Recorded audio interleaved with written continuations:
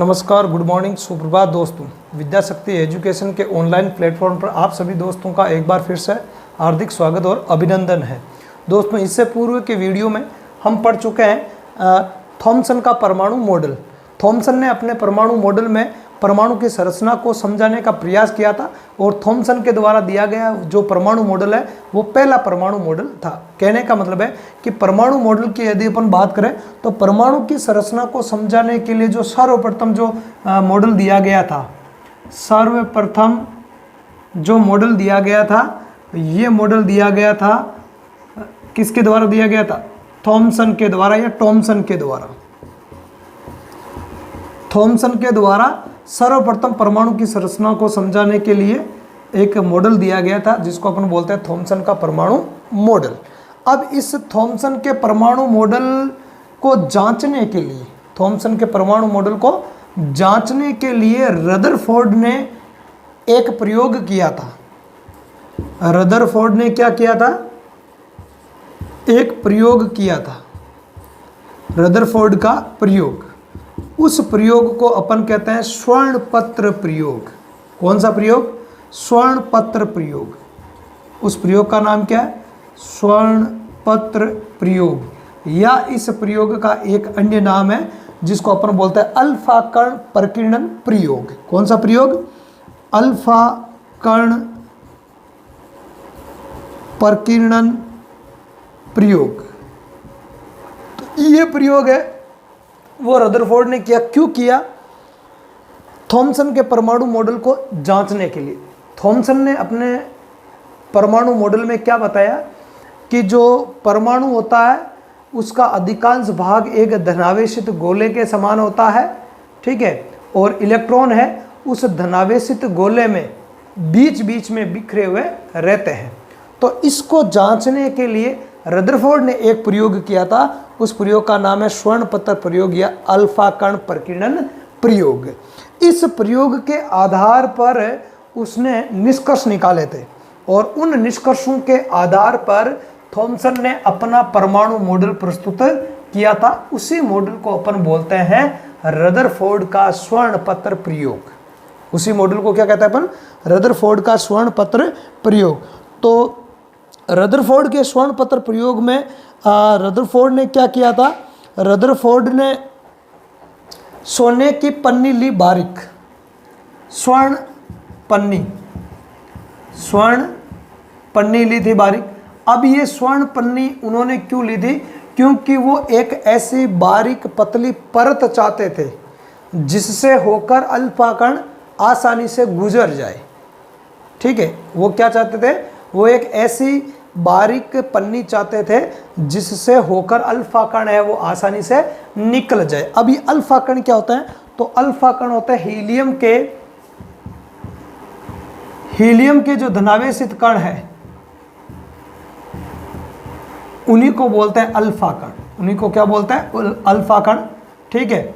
और इनके अंदर होती है वो अत्यधिक ऊर्जा होती है। इनमें क्या होती है? इनमें होती है अत्यधिक ऊर्जा पाई जाती है, ठीक है। तो थॉमसन के परमाणु मॉडल में ये बताया गया था कि परमाणु का जो अधिकांश भाग होता है वो धनावेशित होता है। तो रदरफोर्ड ने इसको कल्पित किया, मतलब माना कि यदि परमाणु की संरचना थॉमसन के अनुसार है तो अल्फा कण होता है वो धनावेशित होते हैं। अल्फा कण खुद क्या होता है? धनावेशित होते हैं, ठीक है। और थॉमसन के अनुसार परमाणु का अधिकांश भाग क्या होता है? धनावेशित होता है। तो ये जो कण है, क्योंकि धनावेश और धनावेश के बीच में क्या होगा? प्रतिकर्षण होगा। भाई अल्फा कण है, अल्फा कण होता है धनावेशित, ठीक है। और थॉमसन ने कहा कि परमाणु का जो अधिकांश भाग है वो धनावेशित ही होता है। तो उसको चेक करने के लिए उसने एक बारीक सोने की पतली पन्नी ले ली। ये एक इतनी पतली पन्नी थी कि इसकी जो मोटाई थी वो लगभग 1000 परमाणु के बराबर थी। 1000 परमाणु के बराबर। अब आप कहोगे कि 1000 परमाणु तो बहुत होते हैं। बहुत होने से मतलब नहीं हुआ। परमाणु होता है वो अति सूक्ष्म होता है, अति सूक्ष्म होता है जिसका जो व्यास होता है वो 10 की घात -10 मीटर होता है। ये मैंने पहले भी बताया था। तो परमाणु अति सूक्ष्म होता है। यदि एक कण के ऊपर एक रखते जाए तो ऐसे यदि अपन 1000 परमाणु को भी यदि अपन रख दें तो भी इसकी बहुत ही बारीक पतली परत बनेगी, और इतनी अधिक पतली परत है वो सोने के अलावा किसी भी धातु की नहीं बनाई जा सकती है। तो अल्फा कण प्रकीर्णन प्रयोग में रदरफोर्ड ने किसका उपयोग किया था? स्वर्ण पन्नी का या सोने की पन्नी का उपयोग किया था। क्यों किया था? क्योंकि एकमात्र सोना ही ऐसी धातु थी उस समय जिसके द्वारा इतनी अधिक पतली पन्नी है वो प्राप्त की जा सकती है। इसलिए इस प्रयोग को क्या नाम दिया गया? स्वर्ण पत्थर प्रयोग। इसके अलावा इसको एक और नाम दिया गया अल्फा कण प्रकीर्णन प्रयोग, क्योंकि इसमें सोने की पन्नी के साथ साथ अल्फा कणों का भी उपयोग किया गया था। अब अल्फा कण क्या होता है? हीलियम, इसका चार्य द्रव्यमान आता है He4, ठीक है। धनावेशित कणों को क्या बोलते हैं? अल्फा कण कहते हैं, ठीक है। तो रदरफोर्ड ने ये अपेक्षा की कि परमाणु का अधिकांश भाग है वो धनावेशित गोले के समान होता है, तो ये जो अल्फा कण है ये खुद जो कि स्वयं क्या धनावेशित है, तो ये पन्नी से आर पार जब गुजरेंगे तो ये विक्षेपित हो जाएंगे, अपनी दिशा चेंज कर लेंगे। क्यों चेंज कर लेंगे? क्योंकि ये खुद धनावेशित होता है और परमाणु का अधिकांश भाग है वो धनावेशित होता है। किसके अनुसार? थॉमसन के अनुसार। लेकिन इनके अधिक विक्षेपण की उन्होंने कल्पना नहीं की थी, है ना। अधिक विक्षेपण की कल्पना नहीं की, विक्षेप है वो अधिक नहीं होगा, अधिक नहीं होगा, ये उन्होंने मान लिया था। क्यों? क्योंकि इनका जो द्रव्यमान होता है वो पर्याप्त द्रव्यमान होता है, इतना प्रतिकर्षण नहीं लगेगा, तो लगभग ये जो है वो सीधे निकल जाने चाहिए या बहुत ही कम एंगल के साथ में विक्षेपित होंगे, ये उनका मानना था। पर जब वास्तविकता में जब प्रयोग किया गया तो परिणाम जो उन्होंने सोचे थे बिल्कुल उसके विपरीत परिणाम है रदरफोर्ड को प्राप्त हुए थे। तो अपन देखते हैं कि उन्होंने क्या देखा था, फिर रिजल्ट क्या निकाले थे उन्होंने, है ना। उन्होंने अपने प्रयोग में क्या प्रक्षेपण किया, है ना। प्रक्षेप देखते हैं, फिर इनके परिणाम देखते हैं, ठीक है, फिर देखते हैं निष्कर्ष, ठीक है। मतलब परिणामों के आधार पर उन्होंने क्या नियम दिए थे, ठीक है, या परमाणु मॉडल को किस प्रकार का बताया, तो ये चीज़ अब अपन देखते हैं। तो इसके लिए सबसे पहले जो स्वर्ण पत्थर प्रयोग है या अल्फा कण प्रकीर्णन प्रयोग है, तो उसका मैं एक बार डायग्राम बना देता हूँ, फिर आप आगे अपन देखते हैं। फोर्ड के प्रेक्षण, देखो प्रेक्षण का मतलब क्या होता है?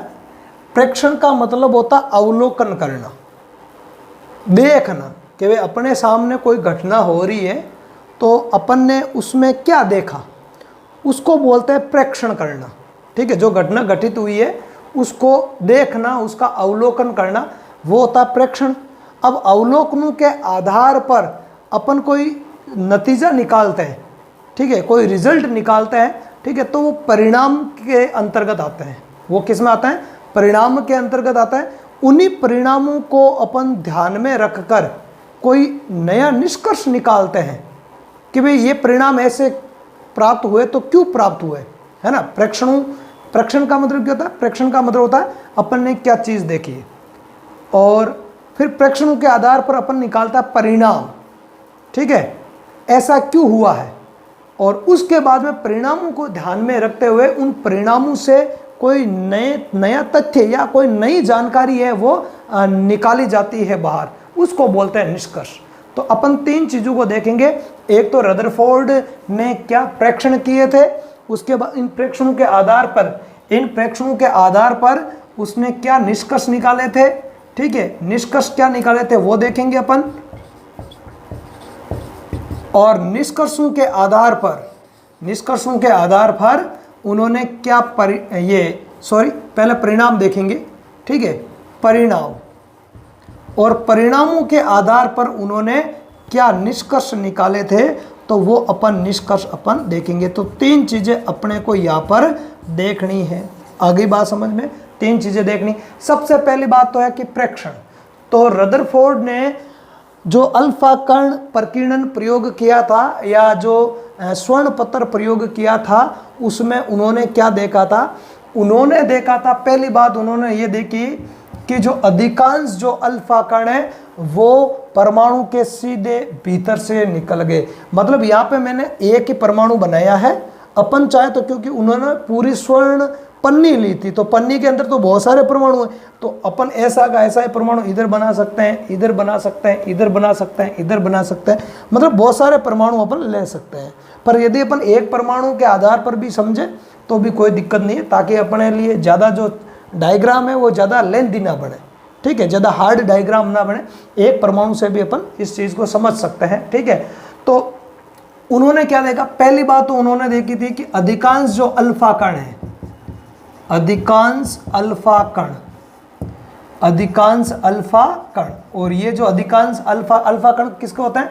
अल्फा कण होते हैं हीलियम के द्विआवेशित कण, ठीक है, जिनका जो द्रव्यमान होता है वो होता है 4 यूनिफाइड, ठीक है। तो इनमें पर्याप्त मात्रा में ऊर्जा होती है, इनमें क्या होती है? पर्याप्त मात्रा में ऊर्जा होती है। पर्याप्त मात्रा में ऊर्जा होने के कारण जब ये अल्फा कण परमाणु से गुजरेंगे तो क्योंकि थॉमसन ने बताया कि इलेक्ट्रॉन है वो बीच बीच में धसे रहते हैं, तो इलेक्ट्रॉन और इनके धनावेशित अल्फा कणों के बीच में क्या होगा? आकर्षण बल लगेगा, तो ये अपनी दिशा वो चेंज कर देंगे और विक्षेपित हो जाएंगे, ठीक है। ये उन्होंने सोचा था किसके अनुसार?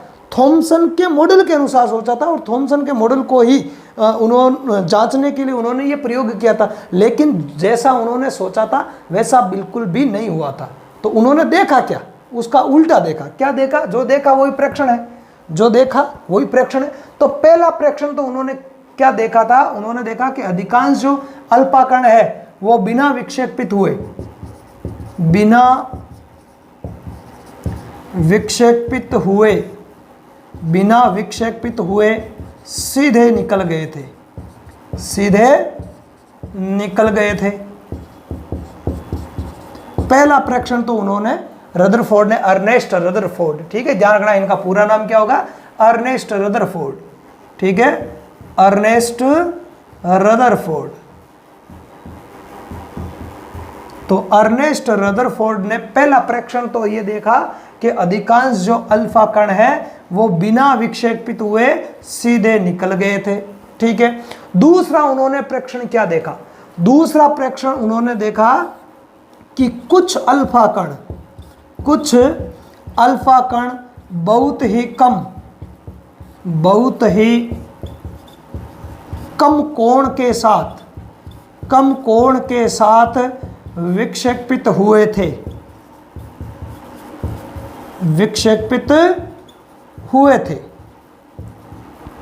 ठीक है। बहुत कुछ कम कण थे, बहुत ही कम कण ऐसे थे जो छोटे कोण के साथ में विक्षेपित हुए थे, ठीक है। कुछ कण है मतलब बहुत कुछ कम कण ऐसे थे जो छोटे कोण के साथ में क्या हुए थे? विक्षेपित हुए थे। जैसा कि आप यहाँ पे देख सकते हो, जैसे मान लिया कि यहाँ ये अल्फा कण है इधर, ठीक है, ये अल्फा कणों की बमबारी करवाई इस सोने की पन्नी के ऊपर, ठीक है। यहाँ पन्नी की जगह मैंने केवल एक ही परमाणु को काम में लिया। अपन चाहे तो बहुत सारे परमाणु बनाकर पन्नी क्रिएट कर सकते हैं, पर वो चित्र थोड़ा सा जटिल हो जाएगा, ठीक है। तो मान लिया कि ये जो स्वर्ण पन्नी है उसके अंदर ये मान लिया कि परमाणु है। अब इधर से अपन अल्फा कणों की बमबारी करवा रहे हैं, ठीक है, अल्फा कणों की क्या करवा रहे हैं? अल्फा कणों की बमबारी करवा रहे हैं। तो जब अल्फा कणों की बमबारी करवाएंगे तो देखा गया कि अधिकांश जो अल्फा कण है वो परमाणु के भीतर से, मतलब उस पन्नी के भीतर से सीधे निकल गए थे। जैसे देखो एक कण ये निकल गया, ये भी सीधा निकल रहा है, इधर ये कण है ये भी सीधा निकल रहा है, और इधर ये कण है ये भी सीधा निकल रहा है। मतलब 4 कण तो है वो 7, जैसे मान लिया कि मैंने एक एग्जाम्पल के लिए मान लिया 7 कण है, मान लिया ये 1, ये 2, ये तीसरा कण, ये चौथा, ये 5वां, ये छठा और ये 7वां। यहाँ से ये कण, ये इन कणों का रास्ता है जाने का, ठीक है। तो 2 कण ये और 2 कण ये, मतलब 4 कण यहाँ पे सीधे निकल गए, ठीक है। अब इनमें से 2 कण, एक तो ये तीसरा कण और एक ये पांचवा कण, ये बहुत ही कम कोण के साथ में देख लो, यहां इस एंगल के साथ में ये क्या हो रहा है, विक्षेपित हो रहा है और इधर निकल गए। ठीक है, तो इस बात की तो अचंभित होने की कोई जरूरत ही नहीं है। क्यों? क्योंकि ऐसा तो रदरफोर्ड ने भी माना था कि जो कण है वो विक्षेपित होंगे, ठीक है, प्रतिकर्षण के कारण। लेकिन उन्होंने सबसे विचित्र बात देखी थी, सबसे विचित्र जो प्रेक्षण किया था या देखा था वो ये था कि लगभग, यहां पर तो मैंने जैसे मान लिया कि 7 अल्फा कण लिए, लगभग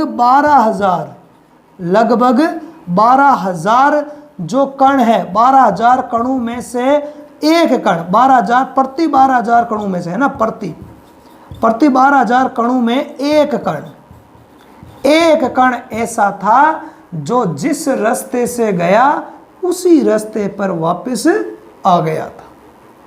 देख लो, प्रति 12,000 कणों में से एक कण ऐसा था जो जिस रास्ते से गया उसी रास्ते से वापस आ गया, जबकि अधिकांश कण है वो बिल्कुल सीधे के सीधे ही निकल गए थे। तो ये 3 चीजें उन्होंने अपने स्वर्ण पत्र प्रयोग में अवलोकित की थी, या इन 3 का क्या किया था, उन्होंने प्रेक्षण किया था।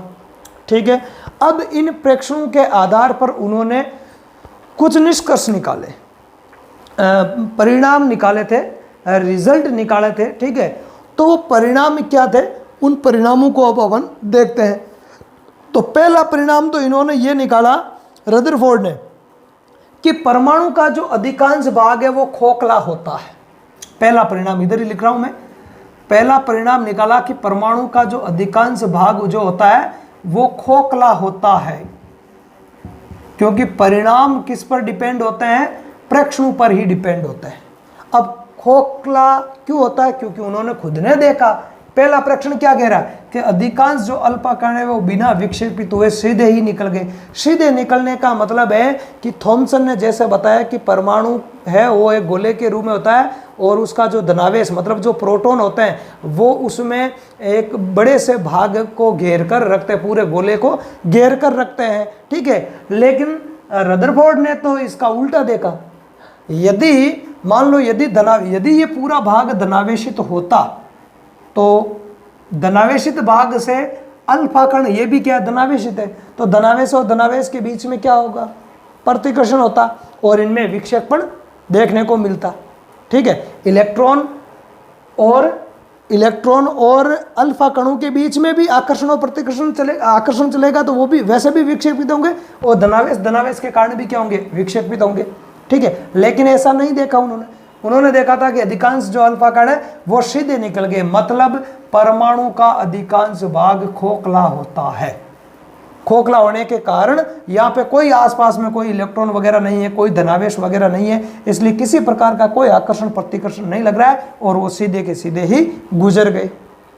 पहला जो परिणाम है वो तो निकाला था ये कि परमाणु का जो अधिकांश जो भाग होता है वो कैसा होता है, खोखला होता है। ये था इनका पहला परिणाम। ठीक है, दूसरा परिणाम जो निकाला था उन्होंने बताया कि बहुत कम कण है वो अपने मार्ग से विक्षेपित हुए थे। ये था ना दूसरा वाला प्रेक्षण कि कुछ अल्फा कण ही बहुत ही कम कोण के साथ में क्या हुए थे, विक्षेपित हुए थे। मतलब विक्षेपित हुए तो इससे इस बिंदु से उन्होंने क्या परिणाम निकाला कि जो परमाणु है, परमाणु के अंदर धनावेश थॉमसन के अनुसार पूरे भाग में फैला हुआ नहीं होता है, बल्कि एक छोटे से भाग में समेकित होता है।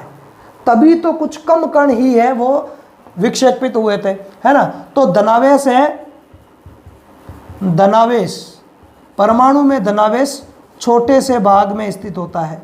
किसमें होता है, छोटे भाग में ही सीमित रहता है।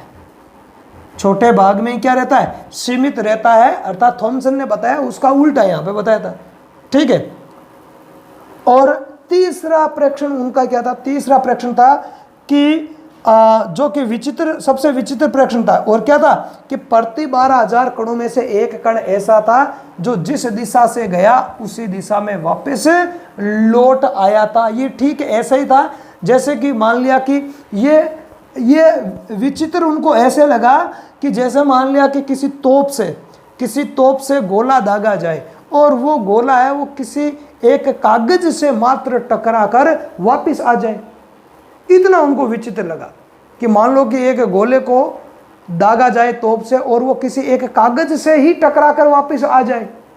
तो यहाँ पर ऐसा था क्योंकि पन्नी बहुत पतली थी, जबकि प्रति 12,000 कणों में से एक कण ऐसा था जो जिस दिशा में गया उसी दिशा से वापस आ गया। मतलब इसमें जो विक्षेपण हुआ था वो 180 डिग्री हुआ था, है ना। 180 डिग्री जानते हैं, 180 डिग्री सरल रेखा को कहते हैं। जैसे मान लीजिए यहाँ से ये बिंदु है, ठीक है, और एक रेखा इधर जा रही है, एक रेखा इधर जा रही है, तो इसके बीच में जो एंगल बन रहा है वो कितने का बन रहा है, 180 डिग्री का बन रहा है। तो ये यहाँ से गया इधर वापस आ गया, है ना। तो 180 डिग्री के कोण पे क्या हुआ था, ये विक्षेपित हुआ था। इससे उन्होंने निष्कर्ष निकाला कि जो तीसरा जो निष्कर्ष है परिणाम है वो ये निकाला था कि जो धनावेश होता है एक बिंदु के रूप में होता है। धनावेश क्या होता है, धनावेश एक बिंदु के रूप में केंद्रित होता है। केंद्रित मतलब केंद्रित होता है मतलब परमाणु के मध्य में स्थित होता है। और इसी बात से उन्होंने किसकी खोज कर दी थी, परमाणु में नाभिक की खोज कर दी थी। उसको उन्होंने नाम दिया था नाभिक, कि परमाणु का जो संपूर्ण जो धनावेश होता है वो उसके नाभिक में एक छोटे से भाग में समेकित होता है।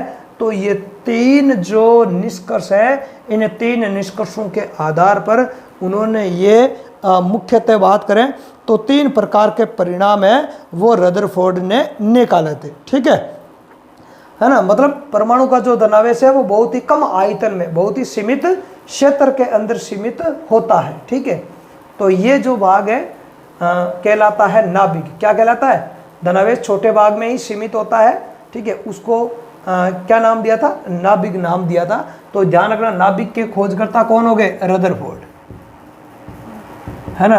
परमाणु में नाभिक की खोज किसने की थी, सवाल आ जाए तो रदरफोर्ड है। और कब की थी, अल्फा कण प्रकीर्णन प्रयोग के दौरान या स्वर्ण पत्र प्रयोग के दौरान जब ये प्रयोग कर रहे थे तो ही उसी प्रयोग का ये एक परिणाम था, ठीक है। और नाभिक की खोज उन्होंने की थी। अब इन परिणामों के आधार पर रदरफोर्ड ने क्या निष्कर्ष निकाले थे परमाणु के बारे में, तो उन निष्कर्षों को अपन देख लेते हैं। लेकिन उससे पूर्व जितना हमने समझा है उसको मैं एक बार स्क्रीनशॉट लेने के लिए या आपके नोट्स के लिए लिख देता हूं, ठीक है। फिर उसके बाद में उसके अपन निष्कर्ष पढ़ेंगे। पहले अपन इस चीज़ को देख लेते हैं, इसका एक बार आप स्क्रीनशॉट ले लो, फिर उसके बाद में प्रेक्षण और परिणाम में लिख देता हूं, ठीक है, उनको व्यवस्थित करके। तो एक बार आप स्क्रीनशॉट ले लो इनका, ठीक है। ओके, हो गया स्क्रीनशॉट। देखो, अर्नेस्ट रदरफोर्ड ने परमाणु के भीतर इलेक्ट्रॉनों की व्यवस्था जानने के लिए, किसके लिए, इलेक्ट्रॉनों की व्यवस्था जानने के लिए एक सोने की पन्नी और अल्फा कणों द्वारा एक प्रयोग किया जिसे रदरफोर्ड का स्वर्ण पत्र प्रयोग या अल्फा कण प्रकीर्णन प्रयोग के नाम से जाना जाता है, ठीक है। इस प्रयोग के आधार पर रदरफोर्ड ने परमाणु की संरचना को समझाने हेतु तो एक मॉडल प्रस्तुत किया था। उस मॉडल को क्या कहते हैं, रदरफोर्ड का परमाणु मॉडल कहा जाता है, या इसका एक और अन्य नाम है, क्योंकि नाभिक की खोज इसी में हुई थी तो इसको परमाणु का नाभिकीय मॉडल भी कहा जाता है। ध्यान रखना, पूछा जाता है कि परमाणु का नाभिकीय मॉडल है वो किसने प्रस्तुत किया था, रदरफोर्ड ने।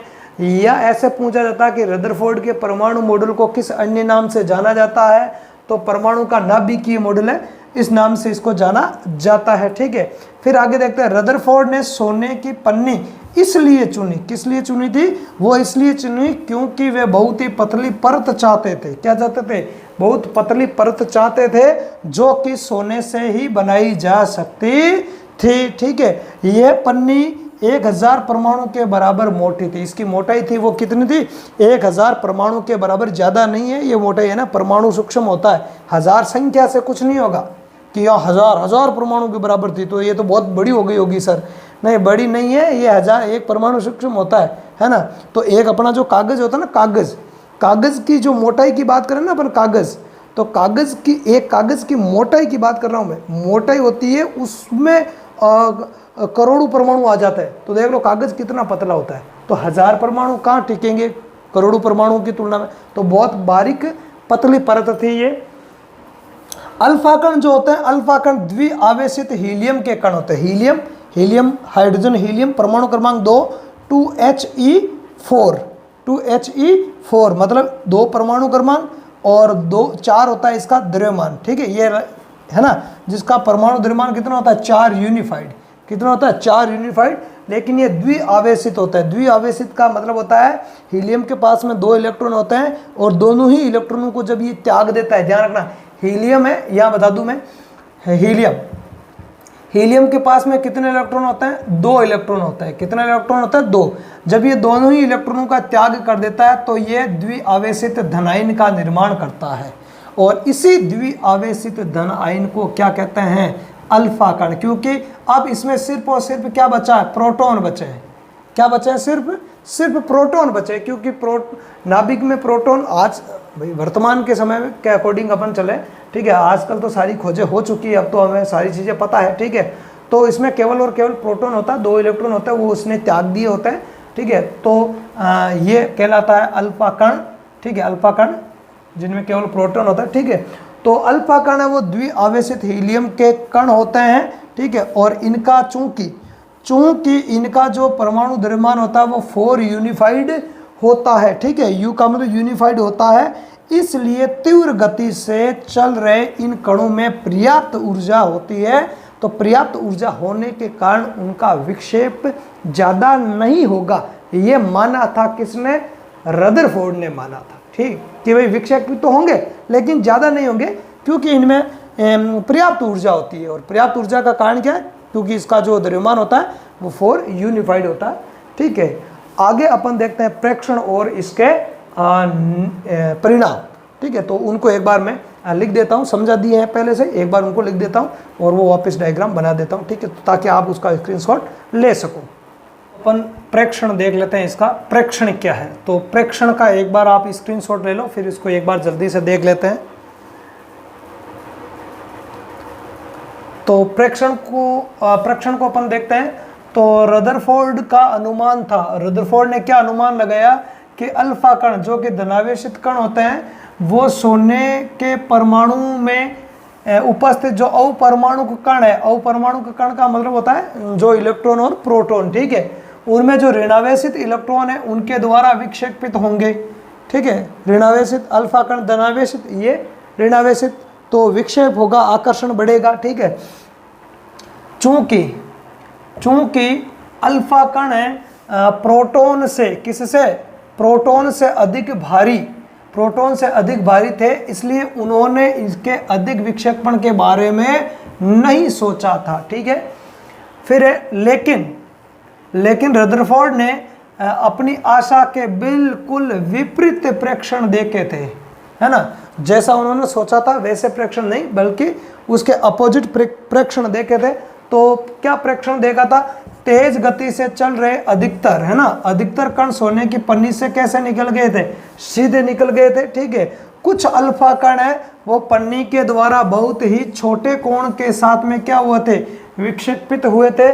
और आश्चर्यजनक रूप से अचंभित करने वाली घटना घटित हुई कि प्रत्येक 12,000 कणों में से लगभग एक कण पुनः उसी दिशा में वापस लौटकर आ गया। मतलब 180 डिग्री के कोण पर क्या हुआ, इसका विचलन हुआ। इस बीच वाले कण की यहाँ से गया, नाभिक से टकराया द्रव्य से और वापस आ गया था 100। यहाँ पे है वो बहुत कम कोण के साथ में विचलन हो रहा है, और ये बाकी वाले है वो सीधे के सीधे निकल गए। ठीक है, तो ये था इनका प्रेक्षण। अब इन प्रेक्षणों के आधार पर उन्होंने क्या परिणाम निकाले थे वो हमने समझ लिए, एक बार उनको अपन लिख लेते हैं, अच्छी तरीके से व्यवस्थित कर लेते हैं। अब बात करते हैं परिणामों की।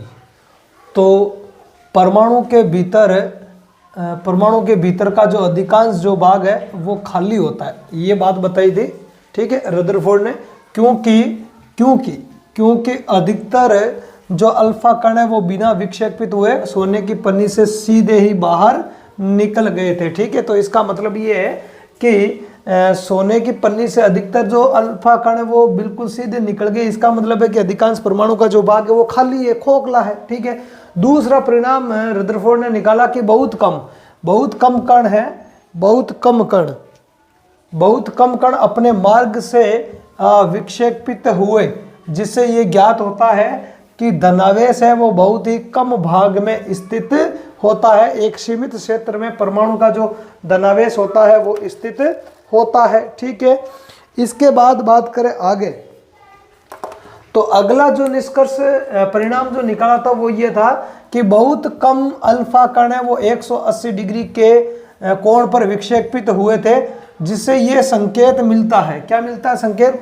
कि सोने के परमाणु का जो पूर्ण धनावेश है, धनावेशित भाग जो है वो धनावेशित भाग और द्रव्यमान वो परमाणु के बहुत ही सीमित भाग या सीमित आयतन में स्थित है, और उस सीमित आयतन को उन्होंने नाम क्या दिया था? नाभिक नाम दिया था। क्या नाम दिया था? नाभिक। तो नाभिक के खोजकर्ता कौन हो गए? नाभिक के खोजकर्ता हो गए रदरफोर्ड। ठीक है, प्राप्त आंकड़ों के आधार पर, किसके आधार पर? प्राप्त आंकड़ों के आधार पर रदरफोर्ड ने निष्कर्ष निकाला कि नाभिक की जो त्रिज्या होती है वो परमाणु की त्रिज्या से 10 की घात 5 गुना छोटी होती है। ध्यान रखना है भाई, नाभिक परमाणु के अंदर है तो बड़ा कौन हुआ? बड़ा तो परमाणु हुआ, नाभिक थोड़ी होगा। ठीक है, नाभिक तो परमाणु के भीतर स्थित है, तो नाभिक की जो त्रिज्या होती है वो परमाणु की त्रिज्या से 10 की घात 5 गुना छोटी होती है। और इसके पिछले वीडियो में मैंने आपको परमाणु की त्रिज्या बताई थी, नोट कर लेना इस चीज को। परमाणु की जो त्रिज्या है, परमाणु त्रिज्या जो है वो होती है 10 की घात -10 मीटर। ठीक है, जबकि जो नाभिक होता है, नाभिक की जो त्रिज्या होती है, नाभिक की त्रिज्या वो होती है 10 की घात -15 मीटर। ये -15 मीटर है और ये -10 है, तो बड़ा कौन हुआ? माइनस में जो मान जितना कम होता है उतना ही बड़ा होता है, तो ये बड़ा हुआ और ये मान है वो छोटा हुआ। कितना? 10 की घात 5 गुना छोटा। तो त्रिज्या है वो नाभिक की तुलना में 10 की घात 5 गुना बड़ी होगी, और उल्टा बोलेंगे तो क्या बोल देंगे कि जो नाभिक की त्रिज्या वो परमाणु की त्रिज्या से 10 की घात 5 गुना क्या होती है? छोटी होती है। तो ये दो आंकड़े कई बार पूछ लिए जाते हैं। कहता है परमाणु साइज का मतलब है परमाणु की त्रिज्या। ठीक है, और नाभिक की त्रिज्या, और नाभिक के खोजकर्ता कौन हो गए? रदरफोर्ड हो गए। ठीक है, इसी प्रयोग के दौरान खोज हुई थी। ठीक है, अब इस नाभिकीय मॉडल के प्रमुख लक्षण उन्होंने बताए थे, प्रमुख निष्कर्ष। लक्षण या जो ये अभिकृत है वो क्या है? इसके निष्कर्ष है। तो प्रमुख निष्कर्ष है रदरफोर्ड ने क्या बताए थे? ठीक है, इन परिणामों के आधार पर, तो उनको भी अपन एक बार देख लेते हैं कि परमाणु का जो केंद्र है वो धनावेशित होता है। मैंने यही तो कहा था कि परिणाम अलग चीज होती है और निष्कर्ष अलग चीज होती है। परिणाम का मतलब तो है कि हमने क्या प्रेक्षण किया, प्रेक्षणों के आधार पर हम किस रिजल्ट पर पहुंच रहे हैं, तो वो हो गया अपने परिणाम। और अब उन परिणामों के आधार पर अपन नया तथ्य क्या निकाल रहे हैं सामने, है ना, तो वो हो जाता है अपने निष्कर्ष।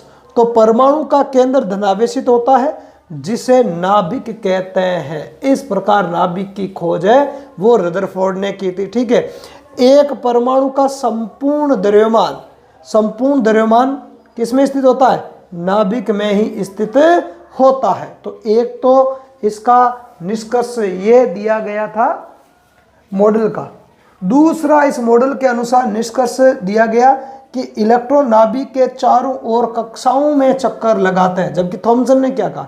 थॉमसन ने कहा कि जो इलेक्ट्रॉन होते हैं वो बीच बीच में धसे हुए रहते हैं, जबकि रदरफोर्ड ने निष्कर्ष निकाला कि इलेक्ट्रॉन है वो धसे हुए नहीं रहते, बल्कि नाभिक के चारों ओर निश्चित कक्षाएं जो होती है उनमें क्या करते हैं? चक्कर लगाते रहते हैं। ठीक है। और तीसरा जो निष्कर्ष निकाला था वो था कि नाभिक का जो आकार है वो परमाणु के आकार की तुलना में काफी कम होता है। मतलब परमाणु का जो संपूर्ण जो धनावेश होता है वो एक छोटे से भाग में सीमित होकर रह जाता है, संपूर्ण धनावेश और द्रव्यमान। तो ये बात है वो रदरफोर्ड ने बताई थी सबसे पहले, क्योंकि थॉमसन ने कहा कि धनावेश है वो फैला हुआ रहता है, ठीक है, और उसके बीच बीच में ऋणावेश होता है इलेक्ट्रॉन के समान। जबकि रदरफोर्ड ने बिल्कुल ही उन परिणामों के विपरीत या थॉमसन के परमाणु मॉडल के विपरीत निष्कर्ष दिए थे। तो ये था परमाणु मॉडल रदरफोर्ड का, ठीक है। तो जिसको अपन नाभिकीय मॉडल के नाम से भी जानते हैं। कौन सा मॉडल कहते हैं इसको? नाभिकीय मॉडल। रदरफोर्ड के मॉडल को किस नाम से जाना जाता है? नाभिकीय मॉडल के नाम से भी जाना जाता है, ठीक है। अब इसकी एक सबसे बड़ी कमी थी, इस सिद्धांत की एक सबसे बड़ी कमी थी। आगे वैज्ञानिक आए थे नील्स बोर, और नील्स बोर ने इस परमाणु मॉडल पर कुछ सवाल उठाए, ठीक है। नील्स बोर ने इस परमाणु मॉडल पर सवाल उठाए कि जब कोई इलेक्ट्रॉन है नाभिक के चारों ओर निश्चित कक्षाओं के अंदर, निश्चित नहीं कक्षाओं में चक्कर लगाएगा तो उसकी ऊर्जा का विकिरण होगा। उसकी ऊर्जा का क्या होगा? विकिरण होगा, और साथ ही साथ वो त्वरित गति करेगा। जब नाभिक के चारों ओर वो चक्कर लगाएगा तो त्वरित गति करेगा। कौन सी गति करेगा? त्वरित गति। त्वरित गति का मतलब ये होगा, त्वरण किसको बोलते हैं? यदि उसमें वेग दिशा बदलती रहती है, ठीक है। तो जब त्वरित गति करेगा, ठीक है, तो त्वरित गति क्यों करेगा? क्योंकि उसका लगातार जो वेग है वो घटता जाएगा, ऊर्जा का विकिरण होगा। त्वरण किसको कहते हैं? वेग में परिवर्तन की दर को त्वरण कहते हैं, ठीक है। या तो वेग बढ़ना समय के साथ या वेग में कमी होना, तो वो होता है त्वरण, ठीक है। तो जब इलेक्ट्रॉन नाभिक के चारों ओर चक्कर लगाएगा तो लगातार उसकी ऊर्जा का क्या होता रहेगा? ह्रास होता रहेगा, ऊर्जा में लगातार कमी होती रहेगी। ऊर्जा में कमी के कारण जो इलेक्ट्रॉन है वो त्वरित गति करेगा, अर्थात धीरे धीरे वो नाभिक में ही समा जाएगा। यदि ऐसा होता है तो फिर परमाणु का तो कोई अस्तित्व ही नहीं होना चाहिए। ये सवाल खड़ा किया था नील्स बोर ने रदरफोर्ड के इस परमाणु मॉडल पर, और इसका जवाब है वो रदरफोर्ड नहीं दे पाए। इसलिए इस सिद्धांत की ये एक बहुत बड़ी कमी उभर कर आई थी, ठीक है। उसके बाद में नील्स बोर ने ही इस कमी को सुधार कर इस परमाणु मॉडल को पुनः व्यवस्थित किया था, जिसको अपन नील्स बोर का परमाणु मॉडल कहते हैं, जिसको अपन अगले वीडियो में पढ़ेंगे। तो इसकी प्रमुख कमी क्या थी, उस कमी को एक बार मैं लिख देता हूं और इसका फटाफट आप स्क्रीनशॉट ले लो। तो रदरफोर्ड के परमाणु मॉडल की मैंने यहाँ कमियां आपके लिए लिख दी है। तो इसकी कमियां या सीमाएं क्या है, ठीक है। तो सीमा यह है कि कमी यह है कि गोलाकार कक्ष में चक्कर लगाते हुए इलेक्ट्रॉन, गोलाकार कक्ष में चक्कर लगाते हुए इलेक्ट्रॉन का स्थायी हो पाना संभव नहीं है। क्यों संभव नहीं है? क्योंकि अगर कोई भी आवेशित जो कण है, आवेशित कण गोलाकार कक्षा में चक्कर लगाएगा तो उसकी ऊर्जा में कमी होगी और उसकी गति होगी त्वरित, ठीक है, ठीक है, त्वरित गति होगी। त्वरण के कारण आवेशित जो कण है, आवेशित कणों से ऊर्जा का क्या होगा? विकिरण होगा। लगातार ऊर्जा है वो कम होती रहेगी। त्वरित गति का मतलब है उसका वेग है वो लगातार बदलता रहेगा, ठीक है। इस प्रकार स्थायी कक्ष में घूमता हुआ इलेक्ट्रॉन अपनी ऊर्जा को विकिरित करेगा, अर्थात विकिरित करने का मतलब है लगातार उसकी ऊर्जा में कमी होती जाएगी, ठीक है। और अंत में वो नाभिक से टकरा जाएगा। ये सवाल खड़ा करने वाले कौन थे? ये सवाल खड़ा करने वाले वैज्ञानिक थे नील्स बोर। कौन थे? नील्स बोर ने रदरफोर्ड के परमाणु मॉडल पर कमी बताई थी या आपत्ति जताई थी, ठीक है। नील्स बोर ने कहा कि अगर ऐसा होता है तो परमाणु अस्थिर होना चाहिए और परमाणु का कोई स्थायित्व होना ही नहीं चाहिए। यदि ऐसा होता है तो परंतु वास्तविकता में क्या होता है, वास्तविकता में ये होता है कि परमाणु है वो स्थायी होता है। ठीक है, तो फिर इलेक्ट्रॉन उसके चारों ओर कैसे चक्कर लगा सकता है? तो इस प्रश्न का जवाब रदरफोर्ड के पास में नहीं था। ठीक है, और इस प्रश्न का उत्तर भी बाद में इस मॉडल को संशोधित करते हुए नील्स बोर ने ही बताया था, जो कि अपन नील्स बोर के परमाणु मॉडल में पढ़ेंगे। ठीक है, तो इस सिद्धांत में आपको ध्यान रखना है, एक तो नाभिक की त्रिज्या बताइए, नाभिक की त्रिज्या बताइए मैंने, नाभिक की त्रिज्या होती है कितनी? 3 बातें हैं ध्यान रखनी है। नाभिक की त्रिज्या होती है 10⁻⁻15 मीटर। इसके अलावा परमाणु की त्रिज्या, परमाणु की त्रिज्या, परमाणु की त्रिज्या बताइए मैंने 10⁻⁻10 मीटर। ठीक है, तो कहने का मतलब है नाभिक जो होता है, नाभिक जो होता है 10⁵ गुणा छोटा होता है, किससे? परमाणु की साइज से। ठीक है, और यहां से आपको ये ध्यान रखना, नाभिक के खोजकर्ता कौन हो गए? नाभिक, नाभिक के खोजकर्ता, नाभिक के खोजकर्ता कौन हो गए? रदरफोर्ड हो गए। तो नाभिक की खोज किसने की थी? रदरफोर्ड ने की थी। आगे इलेक्ट्रॉन की खोज किसने की? प्रोटॉन की खोज किसने की? न्यूट्रॉन की खोज किसने की? उनके बारे में अपन आगे पढ़ेंगे, आगे के वीडियो में पढ़ेंगे। ठीक है, इनका परमाणु द्रव्यमान आवेश वगैरह। ठीक है, तो इस वीडियो में फिलहाल इतना ही। धन्यवाद।